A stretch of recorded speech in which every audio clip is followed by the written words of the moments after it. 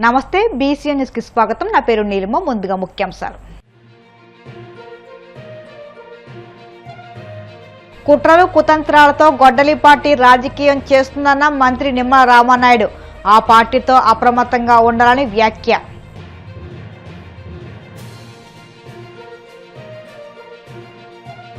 గిరిజన ప్రాంతాల్లో డోలి మోతలకు ముగింపు పలకడమే ప్రభుత్వ లక్ష్యమన్న మంత్రి సంధ్యారాణి. గిరిజన ప్రాంతాల్లో 2500 కోట్లతో రహదారులు నిర్మిస్తున్నట్లు వెల్లడి.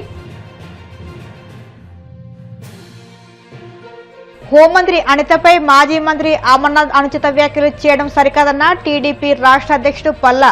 తక్షణమే క్షమాపణలు చెప్పాలని డిమాండ్.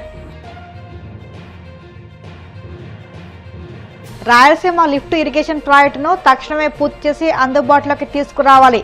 మాజీ మంత్రి సాకేత్ శైలజనాథ్ డిమాండ్. సీఎం చంద్రబాబు సారథ్యంలోనే కూటమి ప్రభుత్వం రాష్ట్రానికి శ్రీరామ రక్ష అని ఈ ప్రభుత్వాన్ని కొనసాగించుకుందామని కర్నూలు జిల్లా ఇన్ఛార్జి మంత్రి నిమ్మల రామానాయుడు పిలుపునిచ్చారు. కర్నూలు నగరంలోని బైరెడ్డి ఫంక్షన్ హాల్లో 2 ఏళ్ల నమ్మకం అభివృద్ధి సంక్షేమ కార్యక్రమం టీడీపీ జిల్లా అధ్యక్షులు గుడిసె కృష్ణం అధ్యక్షన జరిగింది. ఈ సందర్భంగా మంత్రి నిమ్మల మాట్లాడుతూ కుట్రలు కుతంత్రాలతో గొడ్డలి పార్టీ రాజకీయం చేస్తుందన్నారు. మంత్రి లోకేష్ నాయకత్వంలో మెగా డిఎస్సి 2024 ఎంతో పారదర్శకంగా పకడ్బందీగా నిర్వహిస్తే యువతలో కూటమి ప్రభుత్వానికి వస్తున్న మంచి పేరు చూసి జీర్ణించుకోలేక దుష్ప్రచారానికి తెరతీశారని ధ్వజమెత్తారు. అభివృద్ధి సంక్షేమం దిశగా కూటమి ప్రభుత్వం పనిచేస్తూ ఉంటే కుట్రలు కుతంత్రాలుగా ఈవేళ గొడ్డల పార్టీ ఈవేళ రాజకీయాలు చేస్తున్నటువంటి పరిస్థితి ఈ ఆంధ్రప్రదేశ్ రాష్ట్రంలో మనందరం కూడా చూస్తూ ఉన్నాం. నిత్యం అబద్ధాలు అసత్యాలతోటే రాజకీయాలు చేస్తున్నటువంటి గొడ్డల పార్టీ పట్ల ఈరోజు ప్రజలందరూ కూడా అప్రమత్తంగా ఉండవలసినటువంటి అవసరం ఖచ్చితంగా మనందరి మీద కూడా ఉంది అని విషయాన్ని మీ సందర్భంగా తెలియజేసుకుంటూ ఉన్నా. కానీ ఈరోజు అప్పు మీకు ఎక్కడైనా పంచడం జరిగిందా అని అడుగుతూ ఉన్నాం. మరి ఈ అప్పు భారం ఎవరు భరిస్తూ ఉన్నారు? ఒక పక్కన చంద్రబాబు నాయుడు గారు, మరొక పక్కన పవన్ కళ్యాణ్ గారు, మరొక పక్కన నరేంద్ర మోడీ గారి భారం మోస్తూ ఈవేళ మీ అందరికీ కూడా సంక్షేమాన్ని అభివృద్ధిని ఈవేళ ఈ రాష్ట్రంలో ఇస్తూ ఉన్నారు. 200 రూపాయలు పింఛను ఆ రోజు 2000 రూపాయలు చేసింది ఆ రోజు చంద్రబాబు నాయుడు గారు. ఆ 2000 రూపాయలని 3000 రూపాయలు చేస్తానన్నటువంటి వ్యక్తికి 5 సంవత్సరాలు పట్టింది 1000 రూపాయలు పెంచడానికి. 151 సీట్లు ఇస్తే 50% ఓట్లు ఇస్తే 5 సంవత్సరాల్లో ఒక్క టీచర్ పోస్టు భర్తీ చేయలేనటువంటి నువ్వు ఈ రోజు అధికారంలోకి వచ్చినటువంటి మొదటి సంవత్సరంలోనే 16,300 టీచర్ల పోస్టులు ఇచ్చినటువంటి ప్రభుత్వాన్ని మాట్లాడేటువంటి నైతిక అర్హత మీకు ఎక్కడుంది అని చెప్పి ఈరోజు ప్రశ్నిస్తూ ఉన్నాం. ఈవేళ డిఎస్సి అంటేనే చంద్రబాబు అంటేనే డిఎస్సి. ఎందుకు ఈ మాట చెప్తూ ఉన్నానంటే ఆంధ్రప్రదేశ్ రాష్ట్ర చరిత్రలో 2 లక్షల టీచర్ల ఉద్యోగాలు డిఎస్సి ద్వారా ఇచ్చినటువంటి ఏకైక నాయకుడు చంద్రబాబు నాయుడు గారు. 2 లక్షల డిఎస్సి ఉద్యోగాలు ఇచ్చిన నాయకుడు చంద్రబాబు నాయుడు అయితే ఒక్క టీచర్ పోస్టు కూడా భర్తీ చేయనటువంటి గొడ్డల పార్టీ నాయకుడు ఈవేళ డిఎస్సి గురించి మాట్లాడడానికి ఎక్కడ అర్హవుతుందని చెప్పి అంటే ఈ రకంగా ఈ 2 సంవత్సరాల్లో ఇంత పెద్ద ఎత్తున అభివృద్ధిని సంక్షేమాన్ని ఈవేళ ఈ ప్రభుత్వం ముందుకు తీసుకెళ్తున్నటువంటి దశలో మళ్లీ అబద్దాలతోటి అసత్యాలతోటి గొడ్డల పార్టీ అధికారంలోకి రావడాన్ని మనందరం కూడా మరి ఎదుర్కోవాల్సినటువంటి పరిస్థితి ఉంది. ఎందుకంటే 2019లో ఒక్క ఛాన్స్ అని చెప్పి ఆ రోజు అధికారంలోకి వస్తే ప్రజలు నమ్మి ఓటేస్తే 20 సంవత్సరాల పాటు రాష్ట్రాన్ని వెనక్కి తీసుకుపోయారు. ఇప్పుడు కూడా అధికారం లేక ఎందుకంటే 5 సంవత్సరాల సంపాదనకు అలవాటు పడ్డ చేతులు 5 సంవత్సరాల్లో శాండ్లో కానీ మైన్లో కానీ లిక్కర్లో కానీ ల్యాండ్లో కానీ ఇట్లా కోట్ల రూపాయల లూటీకి అలవాటు పడినటువంటి గొడ్డల పార్టీ మరొకసారి అభూత కల్పనలతోటి మళ్ళీ అధికారంలోకి వస్తే మళ్ళీ రేపు ఆంధ్రప్రదేశ్ రాష్ట్రం భవిష్యత్ అనేది ఉండదనే విషయాన్ని గుర్తు పెట్టుకుని మనందరం కూడా పనిచేయవలసిన అవసరం ఉంది. ఎందుకంటే నిన్న మొన్న మనం చూస్తూ ఉన్నాం గొడ్డల పార్టీ విన్యాసాలు. అందులో ముఖ్యంగా మళ్ళీ అధికారంలోకి రావాలనేటువంటి వాళ్ళ తాపత్రయం. జగన్మోహన్ రెడ్డి అనేటువంటి గొడ్డల పార్టీకి ఏ రకంగా అయితే బెరడా పెట్టి బిగించామో దాన్ని శాశ్వతంగా అట్లానే బెరడా పెట్టి బిగిస్తేనే రేపటి భవిష్యత్తులో మన తెలుగుదేశం, జనసేన, బీజేపీ కూటమి ద్వారా ఈ ఆంధ్రప్రదేశ్ రాష్ట్ర భవిష్యత్తు ఉంటుంది అనే విషయాన్ని తప్పనిసరిగా మనందరం కూడా గుర్తుపెట్టుకోవాలని చెప్పి మరొక్కసారి మీ ద్వారా అందరికీ కూడా తెలియజేసుకుంటూ, రాష్ట్రంలోని గిరిజన ప్రాంతాల్లో 2,500 కోట్లతో రహదారులు నిర్మిస్తున్నామని గిరిజన సంక్షేమ శాఖ మంత్రి గుమ్మిడి సంధ్యారాణి తెలిపారు. అలాగే గిరిశిఖర గ్రామాల్లో దారిలేని చోట్ల మట్టి రోడ్ల నిర్మాణం చేపడుతున్నామని చెప్పారు. ఒక్క అల్లూరు సీతారామరాజు జిల్లాలోనే ఫార్మేషన్ రోడ్ల కోసం 1000 కోట్లు కేటాయించామన్నారు. అమరావతి సచివాలయంలో ఆమె మీడియా సమావేశంలో మాట్లాడుతూ గిరిజన ప్రాంతాల్లో డోలీ మోతలకు ముగింపు పలకడమే తమ ప్రభుత్వ లక్ష్యమని స్పష్టం చేశారు. రాష్ట్రంలోని 44,346 అంగన్వాడీ కేంద్రాలకు ఈ నెల 20న సీఎం చంద్రబాబు చేతుల మీదుగా ఇండక్షన్ స్టవ్లు పంపిణీ చేయనున్నట్లు వెల్లడించారు. డీఎస్సీపై వైసీపీ దుష్ప్రచారం చేస్తుందని దుయ్యబట్టారు. ఎవరైనా ఒక మహిళ ఇంట్లో ఏదైనా ఇబ్బంది కలిగితే చాలామంది ఏంటంటే సూసైడ్ చేసుకునేవాళ్ళు. ఈరోజు ఆ అవసరం లేకుండా డైరెక్ట్ వన్ స్టాప్ సెంటర్కి వెళ్ళి ఆ రోజు కానీ ఆ తర్వాత 2-3 రోజులు అక్కడ వాళ్ళు ఉండి వాళ్ళ బాధ చెప్పుకొని అక్కడే ఒక పోలీసు ఉంటారు, అక్కడే స్టాఫ్ అంతా ఉంటారు. వాళ్ళకు మోటివేట్ చేసి వాళ్ళ ఇంటి వాళ్ళని పిలిపించి కొంచెం కౌన్సిలింగ్ ఇచ్చి పంపించడం. దానివల్ల అక్కడ ఆ మహిళ సేఫ్గా ఫీల్ అవుతున్నారు. అలాగే పోలీసులు కూడా వాళ్ళకి తగిన రక్షణ కూడా కల్పించడం జరుగుతుంది. దీనివల్ల ఏంటంటే మాకు చాలా వరకు పిల్లలు కానీ తల్లులు కానీ ఎవరైనా ఆ వన్ స్టాప్ సెంటర్కి వెళ్ళి వాళ్ళు కొంచెం భద్రతా భరోసా పొందుతున్నారు. అది ఆంధ్రప్రదేశ్ మొత్తం మీద చాలా మంచి మాకు ఫీడ్బ్యాక్ వచ్చింది అది వన్ స్టాప్ సెంటర్ల నుంచి. అలాగే మనకి ఎవరైతే ఇలాంటి యాచకులు కానీ బాధిత మహిళలు కానీ ఎక్కడైనా అత్యాచారానికి గురైన వాళ్ళు కానీ ఇట్లాంటి వాళ్ళు ఉంటే వాళ్ళకి మనం దాదాపుగా వాళ్ళు 2,118 మందికి మనం 15 కోట్ల రూపాయలు మనం ఆర్థిక సహాయం అందించాం. ఎక్కడైనా ఉంటే వెంటనే వాళ్ళకి ఆర్థిక సహాయం అందించడం కానీ వాళ్ళకి ఇబ్బందులు కలిగితే ఆ ఇబ్బంది తీర్చడం కూడా చేస్తున్నాం. అలాగే మనకి సాస్కి కింద ఇప్పటికీ విశాఖపట్నంలో 3 ఉమెన్స్ హాస్టల్స్ మనకు శాంక్షన్ అయ్యాయి. ఆ 3 ఉమెన్స్ హాస్టల్ కూడా కట్టడం మొదలుపెట్టాం. అవి అవుతున్న వర్కింగ్ ఉమెన్స్ హాస్టల్స్. వాటికి 114 కోట్లు శాంక్షన్ అయింది. ఆ 114 కోట్లు కూడా మనం ఇచ్చాం. ఇలాగే మొత్తం అన్ని సెంటర్స్లో కూడా ఇంత పూర్వంలా కాదు, ఏ సెంటర్లో ఫుడ్ అందింది, ఏ సెంటర్లో టీచర్ వెళ్ళారు, ఏ సెంటర్లో ఏ విధంగా ఉంది, అలాగే అక్కడ ఉన్న టీచరు ఆ గ్రామాల్లో ఉన్నటువంటి అందరూ ఎలా ఉన్నారు, అక్కడ ఎవరికైనా ఒంట్లో బాగలేదా, ఎవరైనా గర్భిణీ ఉన్నారు, ఎవరు బాలింతలు ఉన్నారు, ఇవన్నీ కూడా తెలుసుకోవడానికి అన్ని విధాలుగా మనం ప్రయత్నాలు కూడా చేస్తున్నాం. అయితే ఈ 11,000 ఉద్యోగాలు ఇవ్వటం అనేది నాకు చాలా సంతోషంగా ఉంది. అలాగే మా డిపార్ట్మెంట్లో చాలా ప్రమోషన్స్ ఇచ్చాం.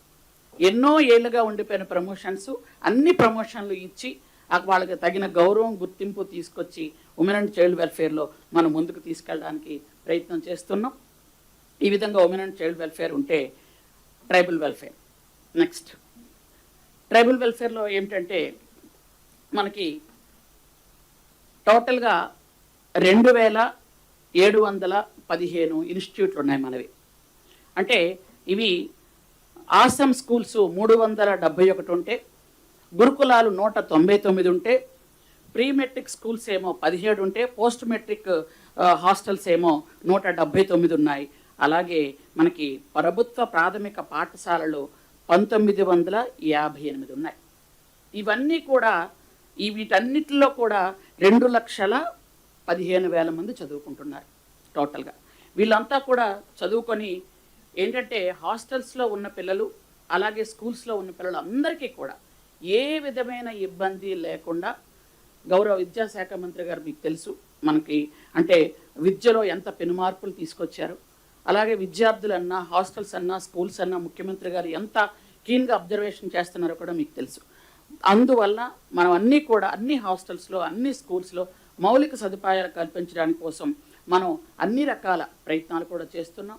ముఖ్యంగా ఈ స్కూల్స్లో ఏదైతే ఉన్నాయో ఈ మౌలిక సదుపాయాలన్నీ కూడా ఇచ్చుకుంటూ వెళ్తూ వాళ్ళకి ప్లేట్స్కి ఈ 2 సంవత్సరాల్లో మనం స్టీల్ ప్లేట్స్కి కానీ స్టేషనరీ కానీ అంటే దుప్పట్లు బెడ్షీట్లు వీటికి కానీ అలాగే నోట్బుక్స్ కానీ వీటన్నిటికి కూడా దేనికి ఇబ్బంది లేకుండా అంటే స్టేషనరీ గ్లాసులు ప్లేట్లకి 5,20,00,000 ఇస్తే స్టేషనరీకి 5,89,00,000 ఇచ్చాం. అలాగే దుప్పట్లు బెడ్షీట్లకి 21 కోట్లు ఇచ్చి అలాగే నోట్బుక్స్కి 42 లక్షలు ఇవ్వడం జరిగింది. ఎక్కడ ఏ పిల్లలు కూడా యూనిఫామ్ లేదని కానీ, షూ లేదని కానీ, బుక్స్ లేదని కానీ, ఎక్కడ భోజనం బాగలేదని కానీ, సన్నబియ్యంతో భోజనం పెడుతున్నాం. భోజనం బాగలేదు కానీ ఎక్కడ కూడా ఏ ఇబ్బంది లేకుండా చేసుకుంటూ వెళ్తున్నాం. మహిళల పట్ల గౌరవం లేని వ్యక్తులు రాజకీయాల్లో ఉండకూడదని హోంమంత్రి అనితకు వైసీపీ క్షమాపణలు చెప్పాలని టీడీపీ రాష్ట్ర అధ్యక్షుడు పల్లా శ్రీనివాసరావు డిమాండ్ చేశారు. విశాఖలో ఆయన మీడియాతో మాట్లాడుతూ హోంమంత్రి అనితపై మాజీ మంత్రి అమర్నాథ్ అనుచిత వ్యాఖ్యలు చేయడం దారుణమన్నారు. తక్షణమే క్షమాపణలు చెప్పి వ్యాఖ్యలను వెనక్కి తీసుకోవాలని డిమాండ్ చేశారు. ప్రతిపక్షంగా ప్రజా సమస్యలపై ప్రశ్నించాలని, అంతే తప్ప దుర్మార్గపు వ్యాఖ్యలు, అసభ్య పదజాలం వాడితే వైసీపీ నేతలకు పుట్టగతులుండవని పల్లా అన్నారు. ఎవరైనా సరే విమర్శ చేస్తే అది నిర్మాణాత్మకంగా ఉండాలి, ఉదాగా ఉండాలి. అది ఈ మధ్యన గుడివాడ అమర్నాథ్ గారు మహిళా హోంమంత్రికి సంబంధించి అనిత గారి గురించి ఒక అనుచిత వ్యాఖ్యలు చేశారు. అది ఒక దళిత మహిళని అవమానించే విధంగా ఉంది. అంతకంటే ఒక మహిళా లోకాన్ని కించపరిచే విధంగా మాట్లాడేటట్టుగా ఉంది. ఎందుకు ఈ మాట చెప్తానంటే, ఆయన హోంమంత్రి గారి మీద విమర్శ చేస్తున్నారు. ఆవిడకి కేజీ రాసుకొని ముఖానికి పూసుకొని వస్తుందని విమర్శ చేశారు. చాలా తప్పుడు విధానం. దాన్ని మేము తీవ్రంగా ఖండిస్తున్నాం. దయచేసి ఆ వ్యాఖ్యల్ని ఉపసంహరించుకోవాలని చెప్పేసి మేము తెలియజేస్తున్నాం. బేషరతుగా కూడా క్షమాపణ చెప్పాలి మహిళా లోకాన్ని. మన ఇంట్లో కూడా మహిళలు ఉన్నారు, మన మహిళా సోదరులు ఉన్నారు. ఎక్కడికైనా మనం బయటకు వెళ్ళాలి అంటే అందంగా తయారవ్వమనే చెప్తాం. మనం ప్రతి మహిళ కూడా ఎక్కువగా తనకి ఇచ్చినటువంటి డబ్బులు ఆ అందంగా ఉండడానికి ఎప్పుడు ప్రయత్నం చేస్తుంటారు. అది అన్ని కుటుంబాల్లో కూడా అలాగా. ఇప్పుడు మనం బయటకు వచ్చేటువంటి మహిళల్ని మన సొంత చెల్లెల్లాగా, తల్లిలాగా చూడాల్సింది పోయి విమర్శ చేయడం మంచి పద్ధతి. అందులో ఒక దళిత మహిళ, ఈరోజు మనం రిజర్వేషన్ కల్పిస్తున్నాం, దళిత మహిళలు రావాలి, రాజకీయంలో రావాలి, రాణించాలి, తమ సమాజం స్థాపన చేయాలి అంటే అన్ని వర్గాల వారికి కూడా మనం అవకాశం కల్పించాలి. ప్రముఖంగా మహిళలకి మంచి పాత్ర రాజకీయంలో ఇవ్వాలని చెప్పేసి అందరూ ఆలోచన చేస్తుంటే, ఇలా వచ్చినటువంటి మహిళల పైన వాళ్ళు వేషధారణ మీద విమర్శలు చేయడం మంచి పద్ధతి కాదని చెప్పి నేను తెలియజేస్తున్నాను. ఒకవేళ కాపు ఉందనుకోండి, విధానపరమైనటువంటి ఆలోచనలు చేయకపోతే మీ వెహికల్ వాడుకున్నారని చెప్పారు, బుల్లెట్ ప్రూఫ్ వెహికల్స్ మీకు ఉన్నాయంటున్నారు, ఓకే మంచిదే. కానీ మహిళ అందం పైన, మహిళ తయారైన విధానం పైన,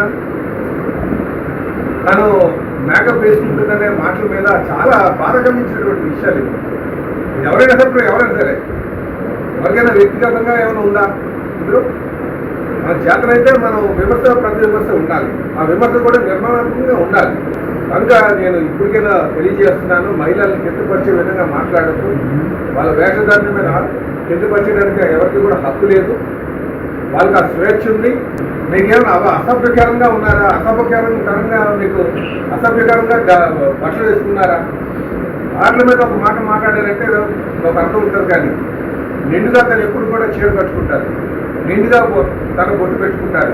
వస్తే ఆ మేకప్ మీద వాటి మీద మాట్లాడడం మంచి పద్ధతి కాదు. ఇది సభ్య సమాజం ఊరుకునేటువంటి పరిస్థితి ఉండదు. ఇప్పటికైనా సరే మీరు ఏదైతే ఆ విమర్శలు చేశారో ఆ విమర్శలు ఉపసంహరించుకోవాలి. లేకపోతే రేపు మహిళా లోకం ఊరుకోదని కూడా ఇస్తుంది. అలాగే ఇప్పుడు మనకి ఈ ప్రభుత్వంలో కూడా ప్రతిదీ రాజకీయం చేయడమే ప్రతిపక్షానికి అలవాటుగా మారిపోయింది. నిన్న మొన్న స్టీల్ ప్లాంట్ దగ్గర చనిపోతే వాళ్ళకి అండగా ఉండాల్సింది పోయి రాజకీయం చేయడానికి ప్రయత్నాలు చేశారు. వాళ్ళ హయాంలో ఏకంగా ఆ ప్లాంట్ మూసేయడానికే ఇంకొక 2 నెలలు ఉంటే మూతపడిపోయి ఉండేది. ఈరోజు వచ్చి వాళ్ళు ప్లాంట్ పరిరక్షించినట్టుగా మాట్లాడుతున్నారు. అలాగే వీళ్ళు కార్మిక నాయకులు కూడా, రిటైర్ అయిపోయినటువంటి కార్మిక నాయకులు ఎవరైతే ఉన్నారో దయచేసి మీరు ప్లాంట్ జోలికి వెళ్ళొద్దు. రిటైర్ అయినటువంటి వాళ్ళు వెళ్ళి మీరు రిటైర్మెంట్ చేశారు కనుక హ్యాపీగా 30 సంవత్సరాల పాటు దానికి సేవ చేశారు, మీకు కావాల్సినటువంటి బెనిఫిట్స్ అన్నీ వచ్చాయి. ఇంకా తిరిగి రాజకీయం చేయడానికి ప్రయత్నాలు చేయదు. మీరే కదా 3,000 కోట్లు ఉంటే సరిపోద్ది అన్నవారు ఈరోజు వచ్చి 15,000 కోట్లు ఇప్పుడు కాసేపు ప్రకటనలు.